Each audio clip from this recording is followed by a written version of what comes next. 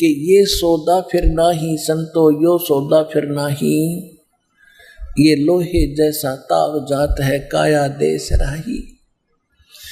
तीन लोक और भवन चतुर्दश सब जग सौदे आही, और दुगने तिगने किए चौगने किन्हु मूल गवाही। आप वो पुण्यात्मा हैं, आप मनुष्य जीवन इस पूंजी का, श्वासों की पूंजी को दुगना तिगना चौगना अर्थात आप इसमें वृद्धि कर रहे हो, प्रॉपर तरीके से इसका लाभ उठा रहे हो।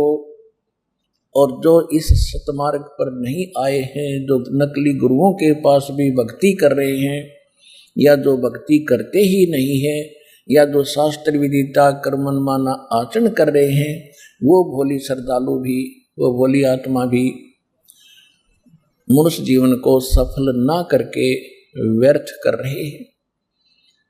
देखो पुण्यात्माओं, दास का उद्देश्य किसी की आलोचना करना नहीं है। अब दास की आंखें खोल दी कबीर भगवान ने, और ये दास भी आपकी तरह भटकी हुई आत्मा था, परमात्मा की चाहनी थी, जैसे भी परंपरागत साधनाएं थी वो सारी किया करते थे। अब जब परमात्मा के ज्ञान की रोशनी हुई तो पता चला कि वो तो सारा व्यर्थ शास्त्र विदिता कर्मन माना आचरण था।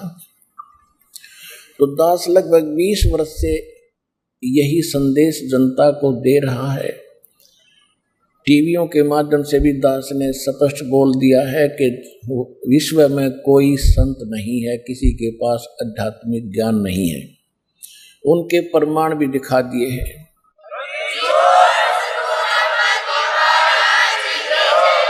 एक तो केवल कहना होता है, कहने से तो दूसरा भी कह सकता है कि रामपाल को भी ज्ञान नहीं है, वो तो एक विवाद का विषय बन जाता है।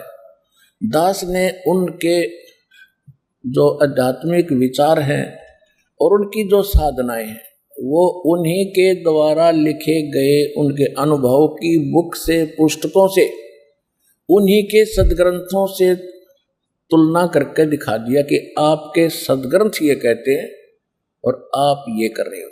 आपका ज्ञान आपके शास्त्र अनुकूल नहीं है।